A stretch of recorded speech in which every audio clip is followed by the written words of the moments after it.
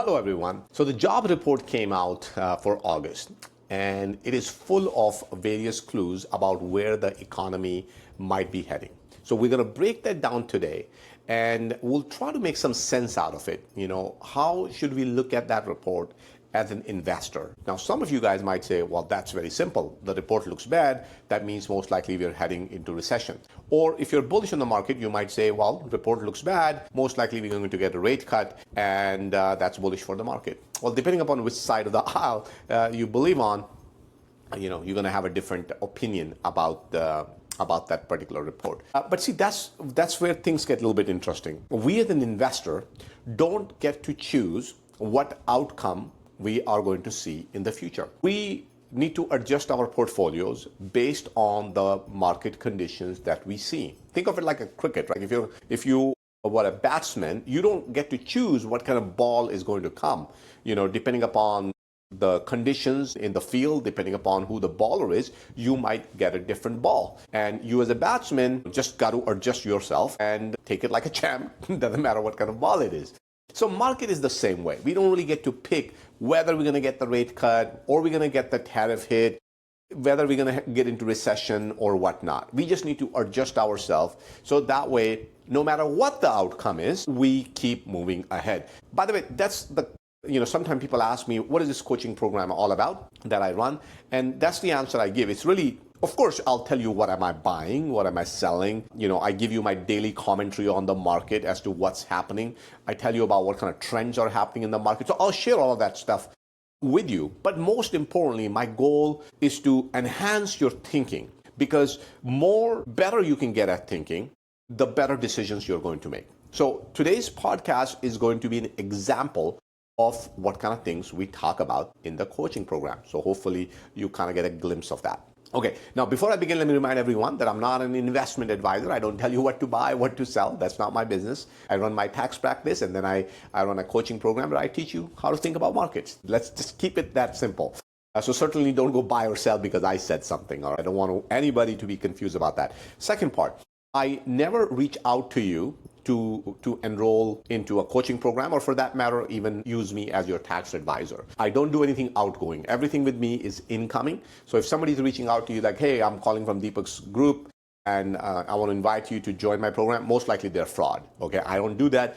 Everything is incoming. You got to come, you set up the appointment, you pay for the appointment, you sign up for the program. I never share my portfolio with you until you join the program. Once you join the program, you can see it. I'll show you exactly what kind of results I'm getting and all that kind of good stuff. I have no problem. I don't want to hide away from that. But the point is, I don't want to share that in an open format early on, because then people kind of join the program for a wrong reason, And I don't want to do that. I don't want, one of the key things I teach in the program is don't be greedy and don't be fearful. So if I start talking about, hey, look at this, I bought this stock when X year for $10 and now it's $200, all it's going to do is make you greedy, So don't want to do that. Once you join the program, you'll have access to all that. So keep that in mind. So if somebody reach out to you, somebody asks you to join the group, they're not part of me, most likely they're fraud. Okay. Wealth Summit is coming up in November. So I want to remind everyone that please do register for it. I'll leave a link in the video description. The Wealth Summit is a full day event from 8 a.m. to 8 p.m. And if you book your tickets this month in September, you are also going to get a free 2026 planner. It's a custom planner. I'm working very hard on it right now. Really nice. It's going to be almost 100 pages long. It's about you becoming a better version of yourself in 2026. I think you're going to love it. Most likely you're going to want to share it with your kids, your family members. Can be great present to anybody else. If you are doing fundraising for your schools or some other organizations, reach out to me. I think this is a very valuable planner you'll be able to use to do fundraising. All right, I think that's enough marketing for me. Let's get back to our topic. So today's topic is really all about how do we look at this job report. So let's start with basic. So job report came out, a week ago, and then obviously after that, the market got all shaky. The job report had a lot of clues about where the economy might be heading. So we're going to take a look at what's going on with our deficit right now, what are Feds up to, how is inflation going to shape out, what about innovation in the market, what kind of changes can we expect going forward in end of 2025 or early 2026. We're going to talk about all of those things. So let's start with the U.S. deficit first. The goal of the U.S. government is to get the deficit down to 3% of GDP. President Trump has talked about that multiple times. Now I know we're not there yet. But the tariffs are certainly helping him. Right now, they're reducing the deficit by about $400 to $500 billion a year. So no wonder President Trump would like Supreme Court to favor him when it comes down to holding up these tariffs. Because if he has to give that money back, even half of it, that's not going to be that easy for him. It's going to make his life harder. It's going to make it harder for him to negotiate. So I'm with him that, I get that. It's difficult for him to do. So that's problem number one. Problem number two is the interest rates. So interest payments on the debt are now bigger than the defense budget of the United States. Now that is a big deal. So is tax policy going to fix these problems? Is low interest rates going to fix these problems? What can we really do to really deal with all that? Okay. The answer is very simple. What we need is a strong economic growth. If we don't have strong economic growth, no matter what kind of patches you put out there, it's not going to work. If GDP grows faster, it can shrink the deficit as a percentage of the economy. This has happened before, during the Reagan administration, during Clinton years. It took time, but we ended up with a surplus. Can President do that again? Maybe. So let's see. So let's keep that in mind as you're making those financial decisions. And I say this because the more I talk to people, they become very political. They say they are not political, but their answers typically are political. So if you think of it from a point of Democrat versus Republican, you might arrive at a wrong conclusion. I think the better way to think about is the current policies can actually bring an economic boom in the United States that can help us grow our GDP. I think if you can answer that question, I think you have a better chance of arriving at a right decision going forward for 25, 26. Now, let's talk about some of the areas that are going to see a major change. That means a lot of opportunities going to be in these areas. Now, in the coaching program, personally speaking, obviously I share where I see opportunities are, but I don't really try to go jump on every single opportunity. Maybe I'll pick one or two and just ride it out. Why? Because it's so much easier to learn a lot about one area than it is to learn about 15, 20 areas. So I'm going to share some of the areas with you today. If you feel comfortable, go start studying them. That can help you in 25 and 26. So for example, one of the big areas that I like is robotics. Our homes going to be cleaned by robots. Kitchens will be managed by robots. Our cars are automatically becoming autonomous. You can sort of call them a robot as well. Your windows will be cleaned with robots. You can imagine seeing them in elderly care. You can see them in hospitals. You will see them as medical assistants. You'll see them in so many different areas. So that's one area I'm very, very bullish on. I'm trying to study as much as possible. And if one of you guys is working in a company that works on this technology, then please reach out to me. I would love to interview you and talk more about that. Second big area is the energy storage. So I'm invested in one company in energy storage. In matter of fact, one of the guy in our coaching program used to work for another company that had the energy storage. That company is, still kind of trying to make its space, so not there yet. But that's another great area to look into, energy storage. Third one, I think everybody will probably agree, is artificial intelligence. So AI is everywhere. It's changing, major changes actually in everything we do, in accounting, in legal, in finance. Right now, I think a lot of people see AI as ChatGPT, but it's so much more than that. In matter of fact, just a couple of weeks ago, I organized a webinar and I invited one of my clients who specializes in implementing AI at businesses, and he hears some ideas. I'm going to invite him again to come, on our discussion call and share some examples, specific examples of how he has helped companies make tons of profits by implementing AI. So if you guys are interested in learning about AI, or if you want to start a consulting in AI, or you want to see how AI can help your company, I'll strongly advise you to attend that webinar. I think that will be extremely helpful to you. Once again, I post all of that in our private WhatsApp group. So if you're not part of that WhatsApp group, reach out to me. you have my contact information below this video, and request me to add you to my WhatsApp group. That way you get all that information. Remember, that's the only way I communicate. I kind of stay away from sending you emails, text messages. I know some people like that. But personally speaking, because it's the world of finance, I want to avoid any kind of fraud. I don't want anybody to get cheated because somebody uses my name. So that's why from an outgoing communication perspective, I don't do it. It's everything incoming. So please join the WhatsApp group so that way you get all the information there. All right, so artificial intelligence. Next one I can give you is healthcare. I think healthcare sector is going to see a big change, and it needs a big change, both in a lot of different fields. Operations in healthcare, going to see a big boom. You're going to see in medicine, I think there are going to be a lot of interesting things happening in medicine, as well as in research. You're going to see a lot of stuff happening over there as well. So that's another area that you can look into. And then finance. I do believe that the next generation of finance is going to live on blockchain. I think there's new financial tools are being built today that we can't possibly even imagine right now. I'll give you one example. Do you know you can actually buy a life insurance that pays you in Bitcoin? Can you imagine, buying a life insurance for, let's say, 1 Bitcoin, okay? And let's say the death benefit for that life insurance might be 10 Bitcoins over the span of your lifetime. Today, you might be thinking of that as let's say, $1 million benefit. But who knows? That could actually be $10 million benefit. You don't know how much the Bitcoin going to be worth in future. Now, I know some of you guys who are not into Bitcoin might say, don't even talk about that. I'm just sharing an example with you. I can probably tell you so many other things that are actually happening in the world of finance. My goal here is to only point you that look in the financial industry. There are going to be a lot of opportunities there, okay? Now, having that said, obviously, we are seeing a lot of changes in regulations as well. The US is rolling back the rules in areas like crypto, nuclear energy, and artificial intelligence. That's bullish, right? The United States government is finally giving companies more options to do things that they always wanted to do. Like these are not new technology. They've been around for many, many years.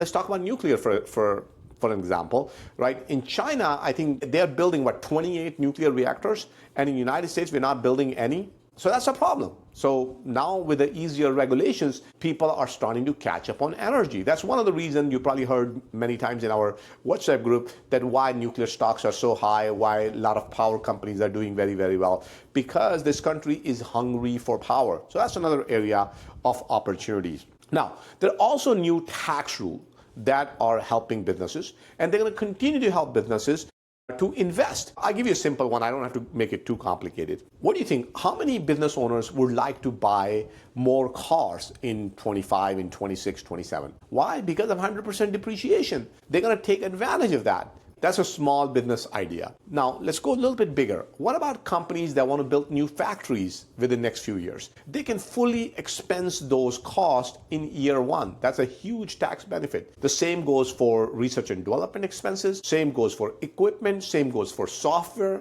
All of this used to take many years to write off, but now you can write it off all in 1 year. That's a massive incentive for businesses to spend now. These tax changes are permanent and they're focused on innovation. We can expect a surge in investments and productivity as a result of these policies. Now, effective corporate tax rate in the United States is going to be roughly around 12 to 13%. Now, you might say, well, it's 15%. It is 15%, but now after you write off some of these expenses, for most companies, it's going to be 12 to 13%. So you're going to see in 26, 27, 28, some of these established companies, even big companies, their net profit is going to look even better, only because of these tax policies. And not to mention that it's also going to invite a lot of foreign investors to come into the United States and invest as well. Now, new technologies are making everything more efficient. That's why we think inflation could go lower in the years ahead, possibly down to zero or even negative, right? A lot of people been worried about inflation, that, hey, with all the policies and all that, inflation will rise again. Now, within the next 3 months, 6 months, sure, possible. But considering how many people are leaving the United States, how restrictive the immigration policies are, considering all kind of productivity gains that we're seeing in the United States right now, like, for example, even in a small office, Used to be that you need somebody to run a Facebook ad, somebody to run Google ads, somebody to write the content, somebody to do a podcast, somebody to do video editing. Like a big decent sized business might spend $30,000 or $40,000 back in the days. Now all of that can be done for like $5,000-$6,000 a month because one guy can do it all. Now that's just one example of marketing, but there are just so many other examples as well. So I think keep an eye out on productivity gain. I think a lot of people are missing on those as well. Technology usually drives the cost down. So as this technology starts to improve in a lot of different areas, I think it's certainly going to bring the cost down. It helps us do more with less.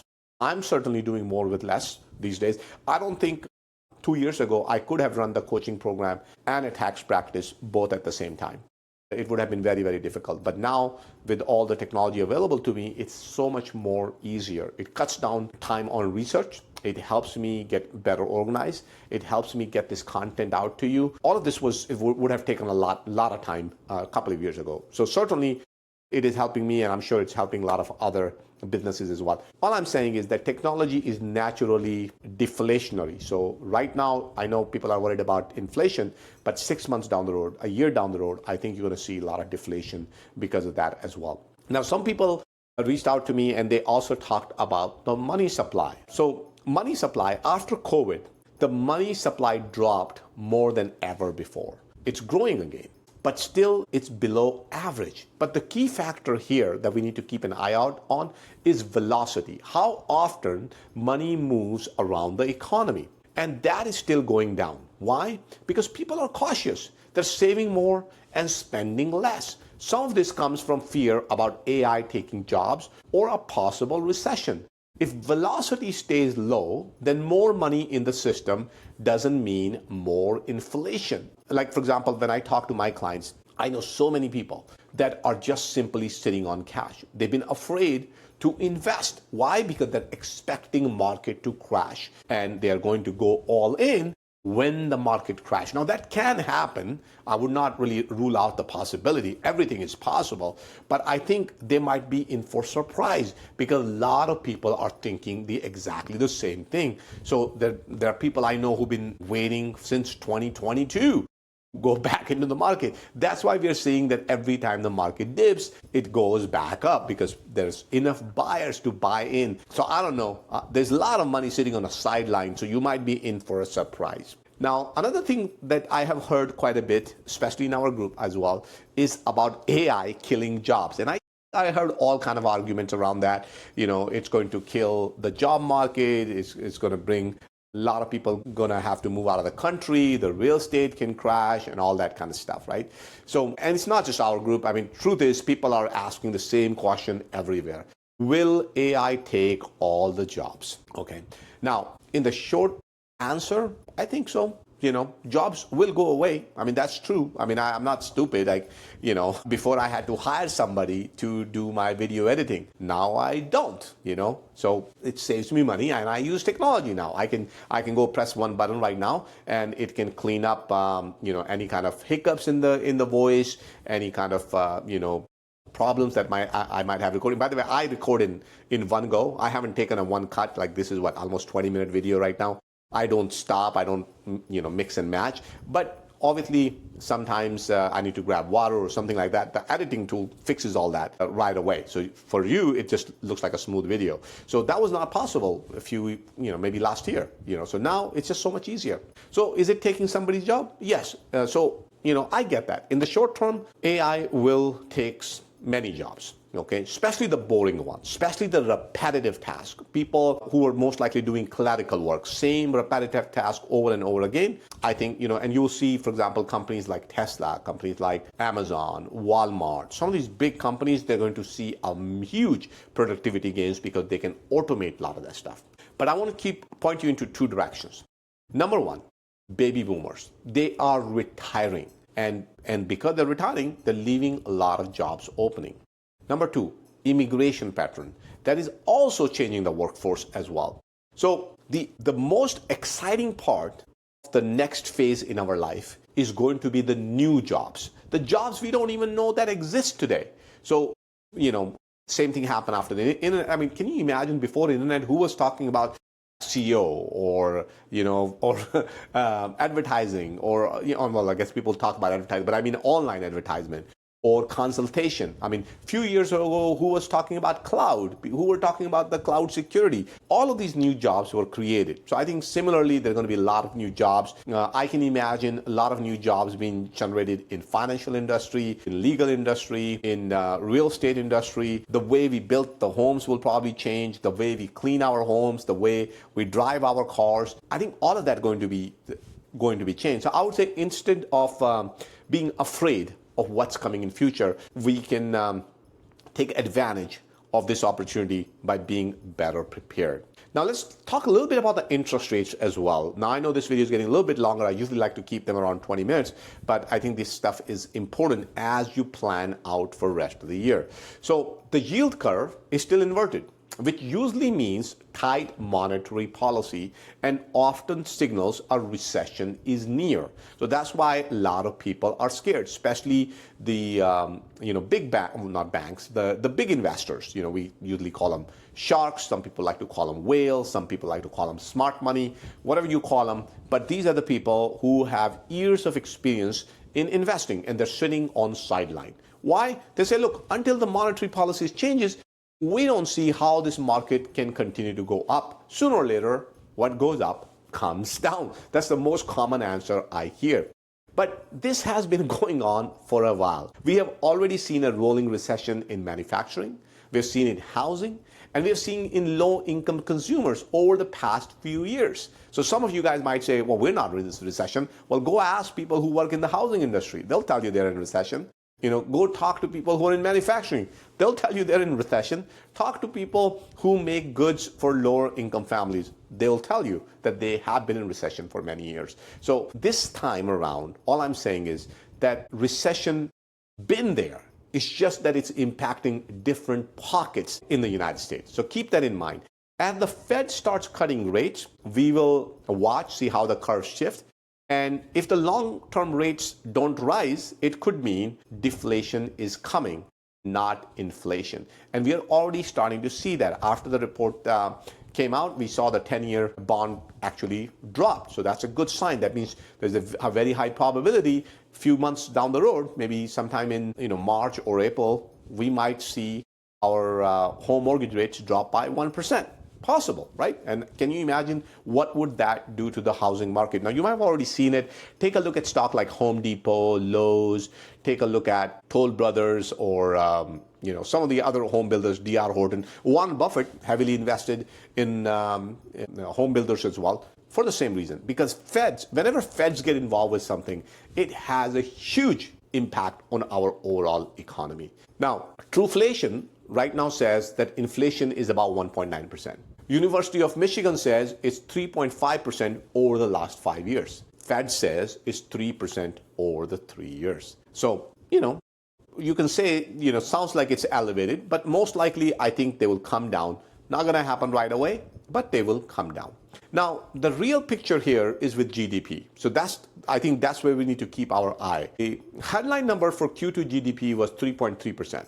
But much of that actually came from trade and inventory swings. So it's very hard to predict what is GDP really telling us. The core GDP, which the Fed typically watches, was actually weak. Most of the growth came from government spending, which is now slowing down. So not a good sign. That means it's time for private sector to step up. And I think they will. I mean, with all the policies that we have, as the interest rate comes down, I think we're going to see that. Now let's talk a little bit about the job report because a lot of people have concern with that. So unemployment still steady, sitting at 4.3%, not the end of the world. But it's been slightly going up. New jobs added only 22,000. We heard some commentary from administration. They say, hey, look, who knows? We don't even know if that number is right. So, just wait and watch. And most likely things are going to change anyway.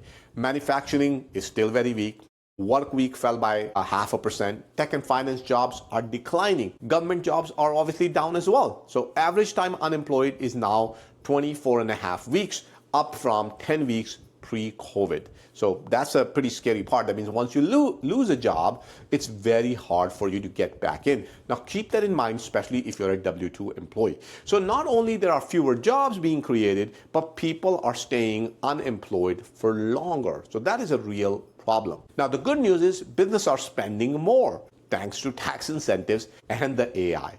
Trade deficit is shrinking for now, but if the growth picks up, imports will rise again and deficit might widen again. So I know all this talk President Trump is focused on reducing the trade deficit. I'm not sure if that's possible.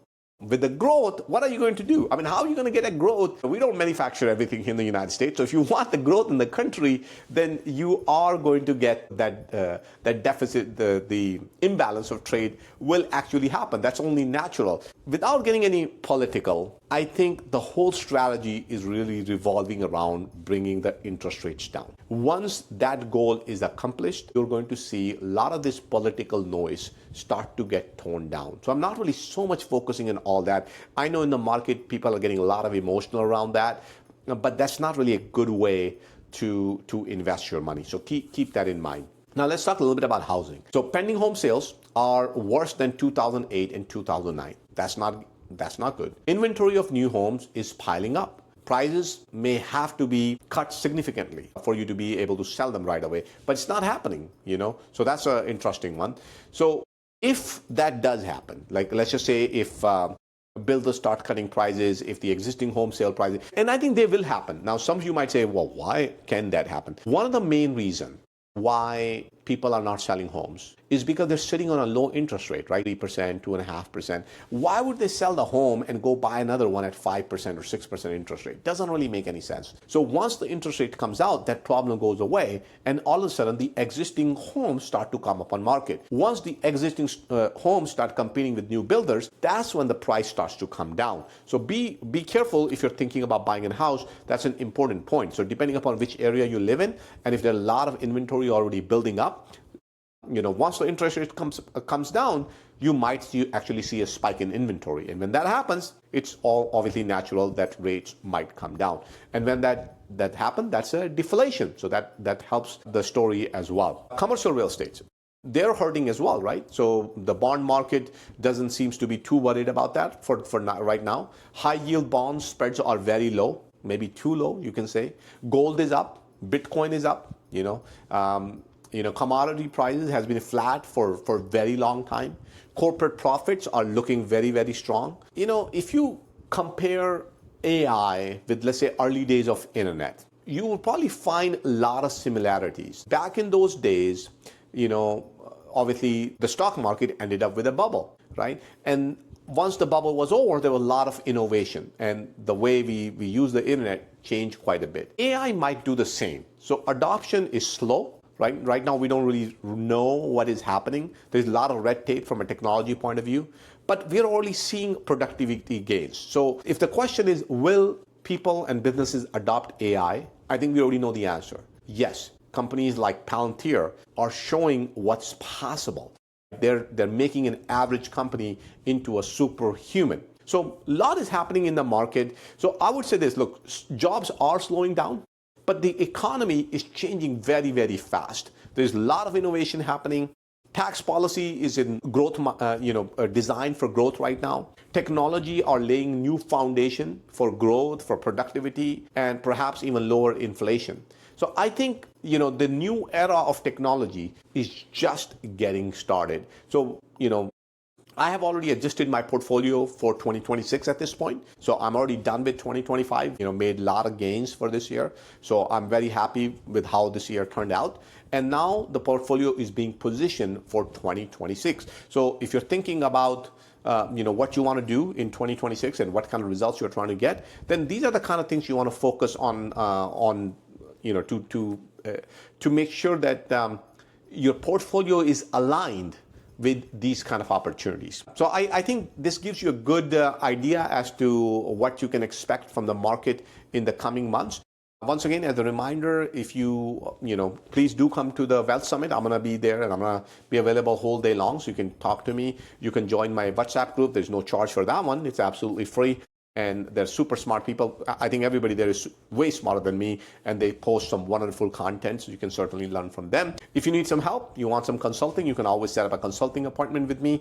And if you're interested in learning about finance in a little bit more on a regular basis, because in the coaching program, I talk about things on daily basis. I talk about what's happening in the market, where the opportunities are, where the risks are, so we can adjust our portfolio. So if you want that kind of hand-holding to show you what's happening, then join the coaching program. I think you're going to find the information very, very valuable. Don't take my words for it. Talk to people who are in the coaching program, right? I don't like to sell the program, honestly speaking. I think people should talk to the existing coaching group members and ask them, hey, is it worth it? I don't think you're going to get a single person say it's not worth it. I think most people are going to say it's probably worth 10 times what I charge for the coaching program. You're going to be absolutely thrilled. So talk to those members. Don't take my words for it. I have a self-interest in selling the coaching program. So once again, big bias. So don't take my words for it whatsoever. Talk to the existing members and ask them what kind of benefits are they getting from the program. I think you're going to love it. So please reach out to me. I'll be happy to have a discussion with you and walk you through what we do in that program. But that's it for now. I hope you find this information helpful. If you have a question, concern, or you have a different point of view, then leave it here. I can't tell you what will happen in the market tomorrow, day after tomorrow, a week, but I'm very bullish on the market. I think I'm super excited as to what's happening in the coming futures. So I would like you to join me on that journey, and let's learn together. I'll see you soon. Bye-bye.